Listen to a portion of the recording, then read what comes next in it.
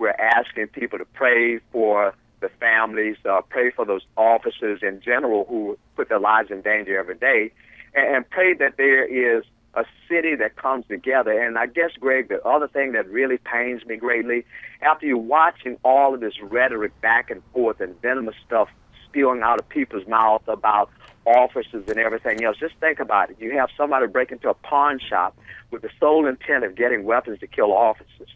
And then you have this horrific thing that happens this morning. Common sense needs to prevail. The city needs to be the great city that it is. And I know I'm not, and a lot of people are not, going to let folks take this city back behind their personal agendas. When you're dealing with what they're dealing with, Chief Jeff LaDuff gets in that position where he looks down and looks over his glasses. You see him right there when he's extremely in tune to what is going on and extremely focused